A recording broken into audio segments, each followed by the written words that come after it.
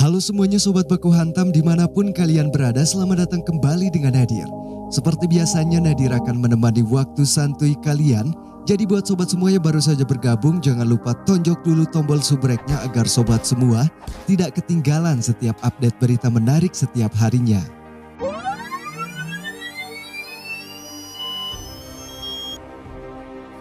Lebih kurang selama 1 tahun Bang Tony Ferguson libur tanpa pertarungan. Setelah kekalahan beruntunnya sebanyak 3 kali, akhirnya pekan ini, tepatnya di seri UFC 274, Bang Tony Ferguson akan kembali berlaga melawan Michael Chandler.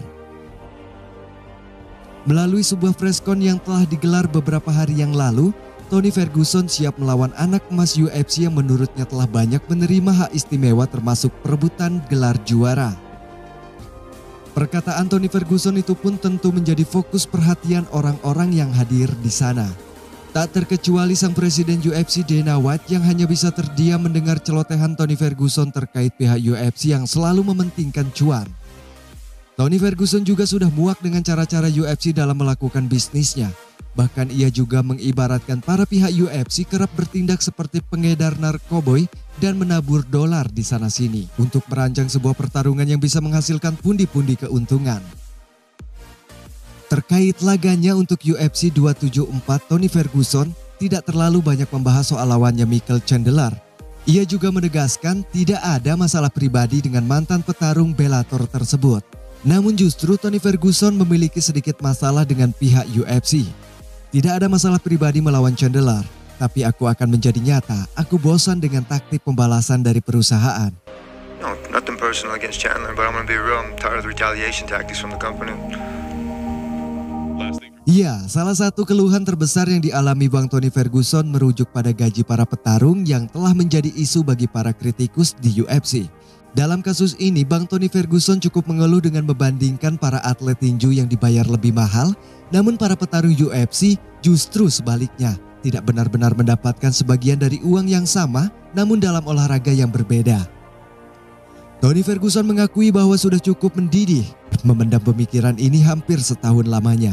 Dengan sekarang yang ia mendapatkan kesempatan berbicara di hadapan awak media, Tony Ferguson pun sepertinya cukup puas.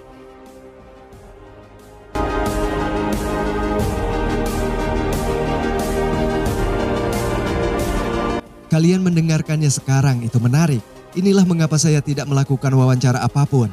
Inilah mengapa saya menutup mulut dalam waktu yang lama. Anda juga harus bertanya pada petarung lain yang telah lama diperlakukan juga seperti bajingan, karena saya bukan satu-satunya petarung yang mengatakan hal ini. Listening now. That's interesting. That's why I just kept my mouth shut for a long time. A lot of fighters have been keeping their mouths shut for a long time. You should ask some of the other fighters that have been fucking treated like shit for a long time too. Terlepas dari permasalahannya dengan pihak UFC, ini merupakan laga comebacknya dari kedua petarung di kelas ringan. Sama-sama dalam kondisi kekalahan beruntun, nasib karir sebagai petarung elit pun menjadi taruhannya. Sama-sama dalam kondisi kekalahan beruntun, nasib karir sebagai petarung elit pun menjadi taruhannya. Tony Ferguson kembali menegaskan partai yang ia lakoni di UFC 274, Michael Chandler.